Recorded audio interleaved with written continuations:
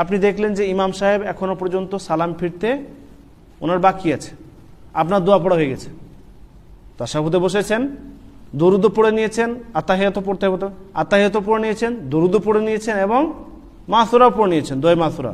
তারপরেও দেখছেন যে এখনো পর্যন্ত সময় আছে, ইমাম সাহেব এখনো সালাম ফেরেননি, ইমাম সাহেব এখনো সালাম ফিরতে বাকি রয়েছে মনে হচ্ছে এখনো পর্যন্ত। তো ওই সময়টা, ওই 1 মিনিট 2 মিনিট 3 মিনিট যেটুকু সময় পাবেন, এটা হচ্ছে অত্যন্ত গুরুত্বপূর্ণ সময়।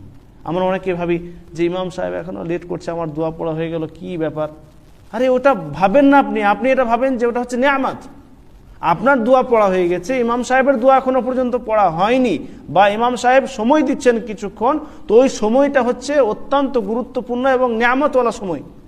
ওই সময়ের জন্য আল্লাহ রাসূল সাল্লাল্লাহু আলাইহি ওয়াসাল্লাম বিশেষ ফজিলতের হাদিস বর্ণনা করেছেন যে সালাম ফেরার পূর্বে আপনার আমার দোয়া আল্লাহ তাআলা কবুল করে থাকেন। সুবহানাল্লাহ। ফলে আমরা ওই সময়ে দোয়া করে ফেলবো। ওই সময় আপনি আপনার নিজের জন্য, আপনি আপনার মা বাবার জন্য দোয়া পড়েন, যে কোনো ধরনের দোয়া যেগুলো আপনার আরবিতে মুখস্থ আছে, সেই দোয়াগুলো সেই সময় আপনি পড়তে শুরু করেন। ইমাম সাহেব যতক্ষণ পর্যন্ত সালাম ফিরছেন না, ততক্ষণ পর্যন্ত ওই সময়টা আপনি নিয়ামত ভাবেন। ওই সময়টা হচ্ছে আপনার জন্য গুরুত্বপূর্ণ এবং দোয়া কবুলের সময়। ফলে ওই সময় যে কোনো ধরনের দোয়া, যেটাই আপনার মুখস্থ আছে, যেটাই আপনি ভাবছেন, সেটা পড়তে শুরু করেন। জি।